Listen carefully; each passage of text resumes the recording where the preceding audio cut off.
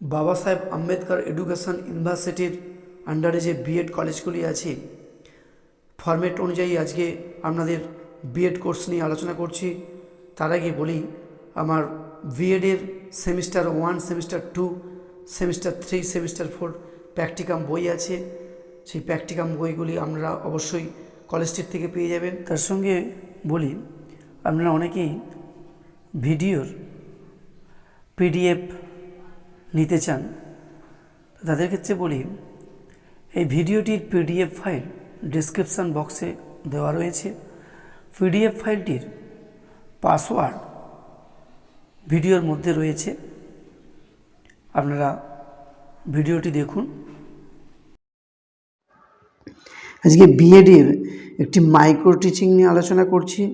এটি general paper, course হচ্ছে 1.2.3, কিন্তু যেহেতু জেনারেল পেপার সেই জন্য নিজস্ব সাবজেক্টের উপর মাইক্রো টিচিং করতে হবে। আজকে একটি স্কিল নিয়ে আলোচনা করছি, শিক্ষামূলক প্রদীপনের ব্যবহার, যেটাকে বলা হয় টিচিং এইডস। বিষয় হচ্ছে রাষ্ট্রবিজ্ঞান, একক হচ্ছে ভারতীয় নাগরিকদের সাংবিধানিক অধিকার ও কর্তব্যসমূহ, শ্রেণী হচ্ছে একাদশ, সময় 8 মিনিট, ছাত্র সংখ্যা 10 জন, শিক্ষক বা শিক্ষিকা, তারিখ। এখানে 3টি রোতে ভাগ করা হয়েছে। বাদে থাকছে উপাদান, মিডিল হাতে পদ্ধতিগত বিশদীকরণ। এই পদ্ধতিগত বিশদীকরণ সবাইয়ের একই লেখা হবে। উদাহরণ সহজে ব্যাখ্যা এখানটাতেই চেঞ্জ হবে, যার সাবজেক্ট অনুযায়ী বা যার টপিক অনুযায়ী। যেমন উপাদানে আছে বিষয় প্রাসঙ্গিকতা, যে বিষয়টা নিয়ে আলোচনা করবে সেই বিষয়ে প্রাসঙ্গিকভাবে টিচিং এইডস দেখাতে হবে। তারপরে আছে শিক্ষার্থীর বোধগম্যতা স্তর অনুযায়ী শিক্ষাদান, শিক্ষার্থীরা কতটা বুঝতে পেরেছে সেই বোঝানোর পরিপ্রেক্ষিতে তাদেরকে টিচিং এইডস দেখাতে হবে।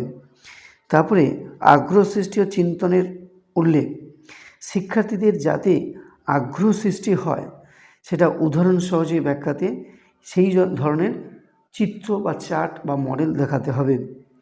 তারপরে যথার্থ উপস্থাপন এবং ঠিক সময়ে টপিক যখন আলোচনা করছে ঠিক সময়ে ঠিক জিনিসটা তাদেরকে দেখাতে হবে বা তুলে ধরতে হবে।